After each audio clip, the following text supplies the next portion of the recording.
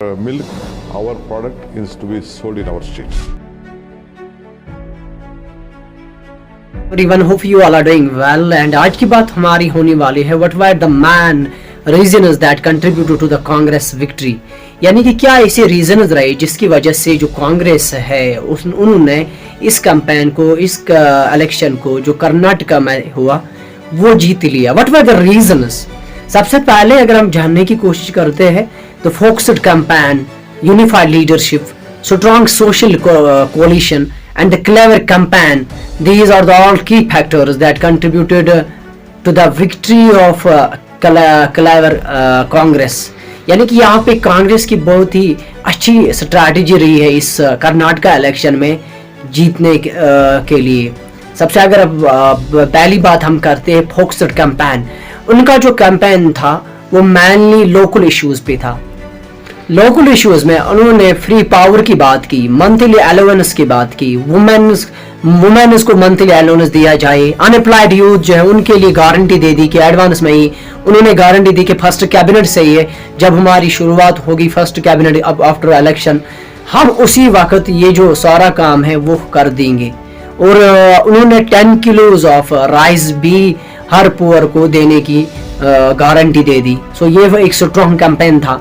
Similarly अगर हम दूसरी बात करते हैं कि यूनिफाइड लीडरशिप, देखिए कुछ इंटरनल डिफरेंसेस थे कांग्रेस में, वो जो सारे डिफरेंसेस है वो दूर हो गए. उन्होंने एक यूनिफाइड लीडरशिप यहाँ पे ले आई और जो दो फिगर्स वहाँ पे जो लीडर्स जो कर्नाटका में सीतारमैया और शिव कुमार जो थे उनको कांग्रेस को सीएम पोस्ट के लिए एक यूनिफाइड लीडरशिप ने उन्हें सपोर्ट दे दिया. यानी कि दोनों को उन्होंने एक यूनिफाइंग लीडरशिप के हिसाब से सीएम पोस्ट के लिए रखा.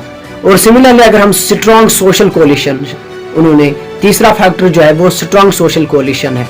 स्ट्रॉन्ग कोalition इतनी है कि जो मुस्लिम्स थे उनकी जो वोट है वो कंसोलिडेट किया.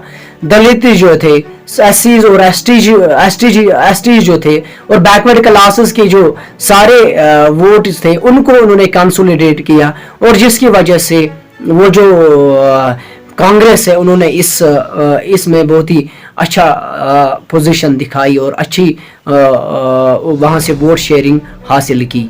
सिमिलरली उनका जो कैंपेन था वो क्लेवर कैंपेन था. मैनली उन्होंने करप्शन पे फोकस किया और जिसमें उन्होंने 40% स्लोगन्स कुछ इस्तेमाल किए. 40% सरकारा, यानी कि ये जो पहली अभी सरकार चल रही है ये 40% सरकार की है. क्योंकि आपने देखा होगा कॉन्ट्रैक्टर जिसने हत्या की थी तो उसने फिर कुछ चिट्ठी लिखी थी, पीएम को भी चिट्ठी लिखी थी, लेकिन उस वक्त कोई भी उसकी जो डिमांड थी उसके ऊपर ना कोई एक्शन हुआ ना कुछ हुआ.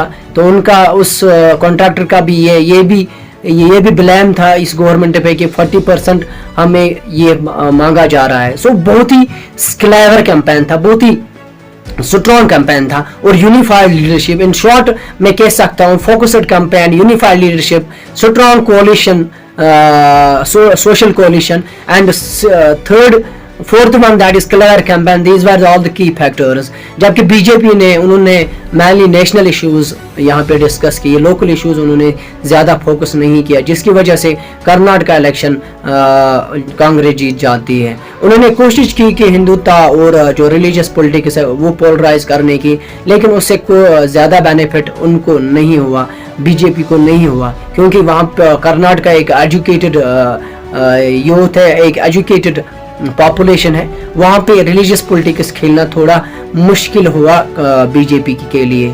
और कर्नाटका जो है वो बहुत ज़्यादा डाइवर्सिफाइड है, वहाँ पे इस रिलीजियस पॉलिटिक्स से कोई बेनिफिट नहीं हुआ कांग्रेस को, बीजेपी को. तो इससे पता चलता है कि हर एक यहाँ पे हर एक कोई शख्स रिलीजियस पॉलिटिक्स नहीं खेलना चाहिए.